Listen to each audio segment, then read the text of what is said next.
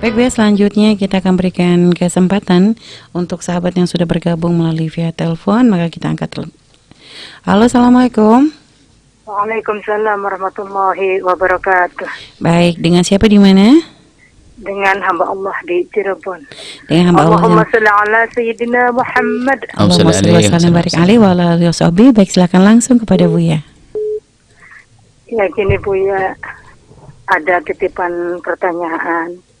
Ini ibu rumah tangga tersebut, jadi kesehariannya kebanyakan dinafkahi oleh pihak istri. Kira-kira gimana katanya? Ya, sedangkan suaminya begitu diam saja gitu. Ya, makasih banyak. Keluarganya ya, istri maksudnya, bukan istrinya. Keluarga istri yang nafkahi. Istrinya sendiri. Istri yang nafkahi. baik, suaminya enggak. Ya, jadi kebanyakan aktivitasnya ada di istri, sedangkan suami begitu enjoy aja dengan kesenangannya gitu Bu ya. Gimana kira-kira Bu ya? Makasih banyak. Wassalamualaikum warahmatullahi wabarakatuh. Waalaikumsalam warahmatullahi wabarakatuh. Baik ya, langsung dijawab Bu ya. Laki-laki itu harus laki-laki. Ya, memberi nafkah, mencari nafkah. Laki-laki numpang itu bukan laki-laki. Jangankan ya, ini kepada istri. Dengan sapi pun nggak pantas kalau kita ngomong makan sama sapi. ya, Istri bukan jangan sapi, bukan. Saya heran dengan laki-laki semacam itu. Kalau memang ada laki-laki ongkang-ongkang, laki-laki tidak beri nafkah, apalagi nanti ada laki-laki dakwah, laki-laki keliling dakwah, tapi istrinya ditinggalkan. ya. Ini adalah otak di mana, kan begitu. Saya sedih sekali dengan kejadian macam itu. Kecuali seorang suami yang memang bekerja, kemudian kok terus gagal, tidak mendapatkan rezeki, nggak bisa disalahkan, jangan dipaksa. Memang ada orang yang nasibnya nasib bangkrut, tidak berdagang kecuali bangkrut. Dia berusaha tapi nggak gagal lagi. Itu beda dengan laki-laki yang ongkang-ongkang. Laki-laki ongkang pun nggak benar, sama sekali nggak benar, tidak dibenarkan. Apalagi nyuruh istrinya pergi ke pasar, dia di rumah. Wah, ini kurang ajar namanya. Istri menghormati di rumah. Ya. Kami sampaikan kepada kaum laki-laki semuanya. Jangan sampai nama laki-laki ini runtuh. Laki-laki ini, laki-laki memberi nafkah. Cuman di saat seorang laki-laki sudah mencari nafkah, tapi kok ternyata tidak bisa, maka istri berperan menjadi wanita istimewa. Lalu berkata, abang karang, abang model dagang bangkrutan, abang duduk saja yang manis di rumah, sholat dan doain saya. Anterin saya akan pergi ke pasar, saya akan jualan. Sehingga saya tetap terhormat karena diantar sama suami. Abang sering duduk di samping aja dah, nongkrong, nggak apa-apa. Abang dagang nggak bisa. Di saat suami memang betul-betul nggak bisa, maka istri berperan. Apalagi istri memang punya rezeki lebih. Ya. Maka ini pernah terjadi pada zaman Nabi. Seorang laki-laki, seorang wanita yang ngadu kepada Nabi, ya Rasulullah, saya punya suami itu nggak punya duit, nggak punya uang, kerja nggak bisa. Lalu sang Nabi bertanya, selama ini kamu makan bagaimana? Ya saya masih ada warisan dari orang tua saya, tapi masa yang nombokin saya terus sebagai seorang istri? Apa Nabi menjawab? Ada dua pilihan buatmu. Apa ya Rasulullah?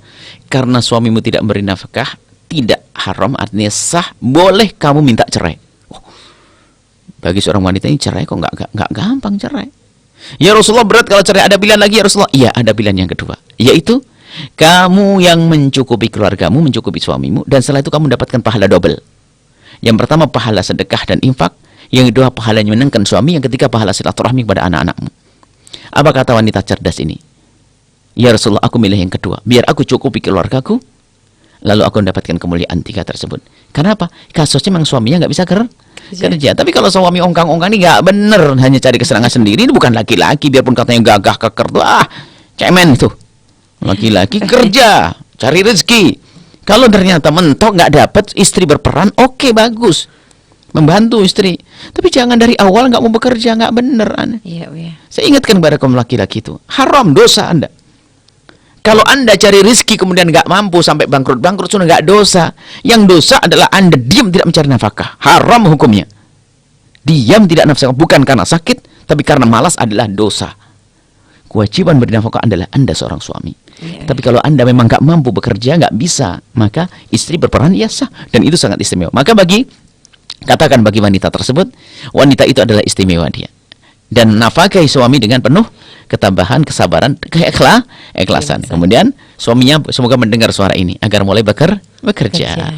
Baik Bu ya, artinya kalau memang nggak bisa kerja seperti kata Bu ya tadi, minimal kasih motivasi ke istri Paling tidak nemenin kalau tidak gitu, Bu ya. bekerja itu mengucapkan kalimat maaf yang sering, ya, kemudian ya paling tidak saya temani istriku gini-gini. Jangan ongkang-ongkang nonton televisi, kemudian main sama temennya, wah main kartu, gaplek segala macam. Ini suaminya apa kayak itu tuh. Kalau sudah suami merasa dirinya nggak bisa bekerja, paling tidak membesarkan hati sang istri, minta maaf istriku. Ya, Bu ya.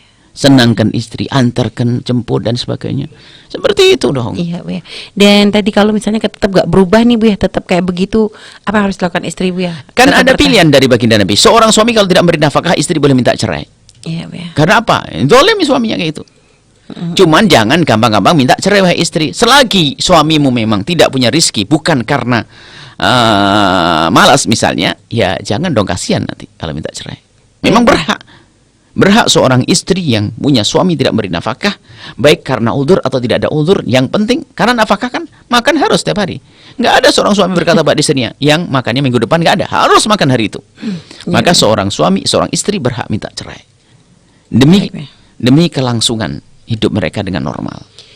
Baik, subhanallah Bu ya, terima kasih Bu ya atas jawabannya. Dan itu tadi apa yang disampaikan ya, artinya ada dua pilihan bagi wanita, boleh minta cerai, akan tapi pun seringkali Bu ya mengingatkan untuk urusan cerai banyak pertimbangan Bu ya.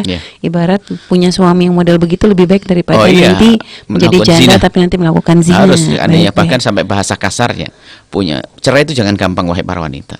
Seandainya punya suami setiap hari menempelengin tapi masih memberikan kebutuhan pribadinya, ini jauh lebih bagus daripada menjanda kemudian berzina, naudzubillah. Ya. Tapi semoga hidup indah, nggak pakai tempeleng, nggak pakai pukulan. Baik.